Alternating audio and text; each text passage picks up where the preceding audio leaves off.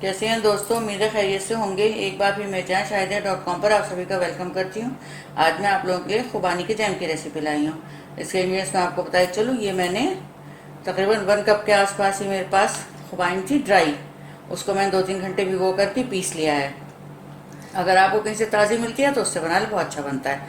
और उसी पिसे हुई प्योरी में मैंने हाफ कप शक्कर मिला करके इसमें रख दी थी, तो इसमें काफ़ी अच्छे से ये मेल्ट हो गई है कि जब मैं बनानी शुरू करूँगी इसको तो जल्दी बन जाएगा।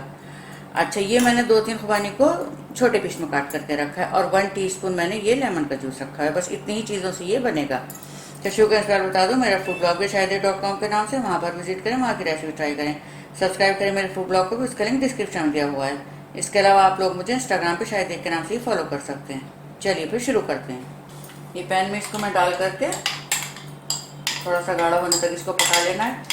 बिल्कुल भी कोई ज़्यादा मेहनत इसमें नहीं होती है, क्योंकि ऑलरेडी इसमें शक्कर पूरी तरह से घुल चुकी है। मैंने इसमें इसको शक्कर को डाल करके छोड़ दिया था। इसको बस मीडियम फ्लेम पे ही बना लेना है। अभी मैं आपको आगे दिखा, जब ये थोड़ा थिक हो जाएगा, ये देखिए काफ़ी थिक होना शुरू हो गया है। अब इसी में जो छोटे छोटे पीस मैंने काट करके रखे थे ये भी इसमें डाल दूंगी, और ये लेमन का जूस भी। जब मुंह में आते हैं बड़े अच्छे लगते हैं। अच्छा, दूसरी ये है कि ये सिर्फ जैम आप ये के ब्रेड पर लगा खाएं, इसको आप केक में और डेजर्ट में, बहुत पुडिंग वगैरह बहुत सी चीज़ों में यूज़ कर सकते हैं। बहुत अच्छा जायकेदार बनता है। तो ये बना करके आप 1-2 महीने के लिए आराम से इसको फ्रिज में स्टोर कर सकते हैं। काफ़ी थिक हो गया है ये। मुझे इसको कोई टेस्ट वगैरह करने की बिल्कुल ज़रूरत नहीं है, क्योंकि नज़र आ रहा है कि ये काफ़ी थिक है। तो क्या और पकाना है या कोई टेस्ट कहीं की ज़रूरत नहीं है इसकी। बस मैं भी आपको ये निकाल करके दिखाती हूँ डोंगे में। तो ये देखें खुबानी का जैम बन करके तैयार है।